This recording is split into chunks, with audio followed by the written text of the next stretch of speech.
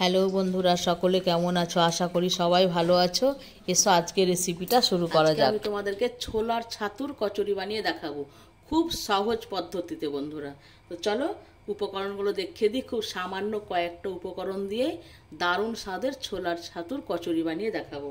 তো এই দেখো, এখানে আমি নিয়েছি 4 বাটি রুল ময়দা আর 2 বাটি নিয়েছি আমি ছোলার ছাতু।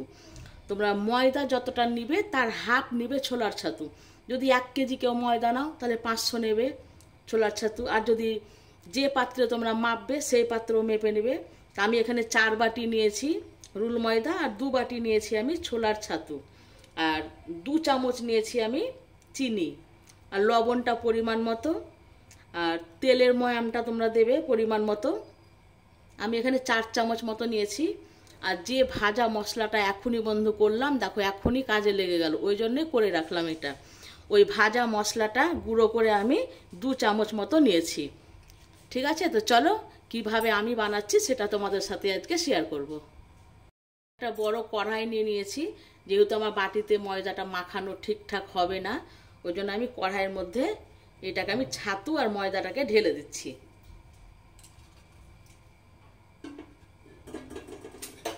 এটাকে ভালো করে মিশিয়ে নেব ছাতুর সাথে ময়দাটাকে। ছাতু আর রুল ময়দা আমার একসাথে ভালো করে দেখো মেশানো হয়ে গেছে। এবার আমি ওই ভাজা মশলাটা দিয়ে দিচ্ছি, চিনি দিয়ে দিচ্ছি, পরিমাণ মতো লবণ দিচ্ছি। আবারও আমি ভালো করে মিশিয়ে নেব এটাকে। আমার মনে হচ্ছে আরো একটু ভাজা মশলা লাগবে, তার জন্য আমি আরো দিয়ে দিচ্ছি মশলা।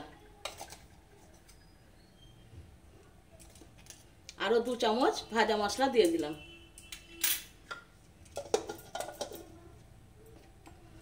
দিয়ে এটাকে আবার ভালো করে আবারও মিশিয়ে নেব।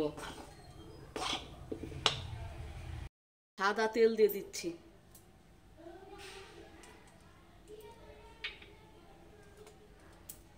তেলটাও আমি আরো একটু দেব।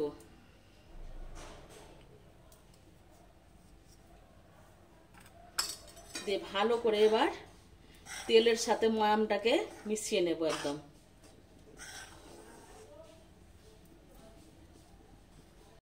হাত দিয়ে ভালো করে এবার ময়ামটাকে মেখে নেবে, না তো গোটা গোটা থাকবে, সেগুলো হাত দিয়ে ভালো করে ভেঙে দেবে, না তো ময়দা মাখা ভালো হবে না, তখন কচুরিটাও ভালো হবে না।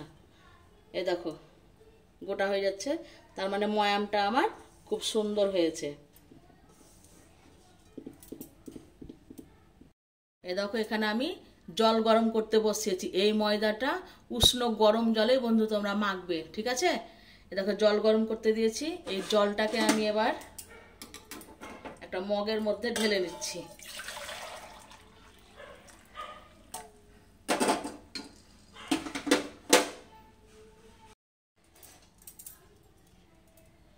এবার ময়দার মধ্যে আমি অল্প অল্প করে গরম জল দেব আর মাখবো, একসাথে জলটা ঢেলে দেবো না, ঠিক আছে? তখন বেশি হয়ে গেলে অসুবিধা আছে। আমি দেখো অল্প অল্প করে জল দিচ্ছি আর মাখছি। তোমরাও এরকম করে মাখবে। আবারও একটু জল দেব, আবারও মেখে নেব। গরম জল দিয়ে এরকম করে অল্প অল্প করে ময়দাটাকে ভালো করে বন্ধু মেখে নিতে হবে। হাত দিয়ে মাখবো, এখন খুব গরম, তাই চামচা দিয়ে একটু প্রথমে করে নিচ্ছি। ময়দা মাখা যদি ভালো হয় তবে কচুরিটাও ভালো হবে। খুব একটা সহজ রেসিপি বন্ধু, খেতেও খুব সুন্দর লাগে। এভাবে এরকম করে জল দিয়ে দিয়ে আমি ময়দাটা মেখে নিচ্ছি। ময়দাটা আমার ভালো করে আমি মেখে নিয়েছি। দেখো এরকম করে ভালো করে মেখে তোমরা আধ ঘন্টা মতো রেখে দিবে, ঠিক আছে? দেখো ময়দাটা মেখে আধ ঘন্টা রেখে দিয়েছি। দেখো কি সুন্দর মাখা হয়ে গেছে। এবার এইটাকে আমি লুচির মতো আমি লেচি কেটে নেব। আগে হাতে একটু আমি সাদা তেল দিয়ে নিচ্ছি, দিয়ে এরকম করে লুচির আকারে গোল গোল করে নেব। সাইজটা তোমরা যে যেমন করবে। আমি এরকম করে সাইজ করে নিচ্ছি, এরকম করে দিয়ে লুচির মতন বেলে আমি ছাকা তেলে ভেজে নেব এরকম করে। আমি এই দেখো এরকম করে আমি গোল গোল করেছি। হ্যাঁ, তোমরা যে যেমন সাইজ করবে। এবার সাদা তেলের মধ্যে আমি ডুবিয়ে নিচ্ছি, দিয়ে এর চাকটাতে এমনি করে আমি বেলে নিচ্ছি। যেভাবে লুচি বেলো বন্ধুরা সেরকম করে একদম লুচি বেলে নেবে। দেখো কি সুন্দর বেলা হচ্ছে।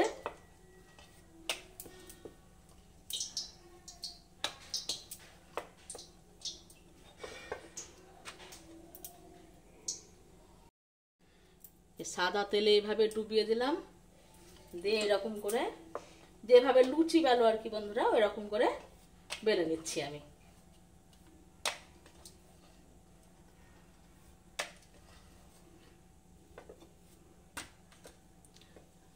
এই দেখো এমনি করে বেললাম।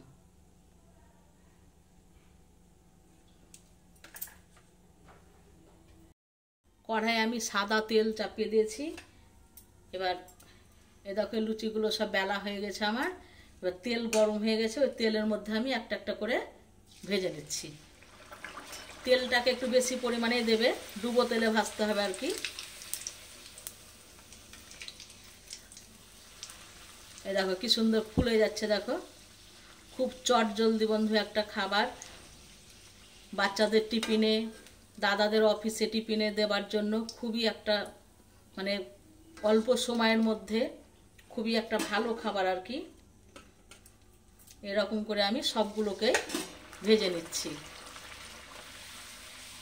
এটা তোমরা যদি মনে করো শুধু খাবো তাও ভালো লাগবে, যে তরকারি লাগবেই এমন কোনো কথা নাই।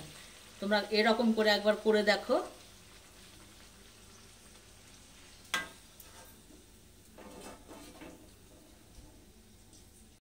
এই দেখো কি সুন্দর, দেখো ফুলে গিয়েছে, দেখো এরকম করে সবগুলোই আমি ভেজে নিলাম।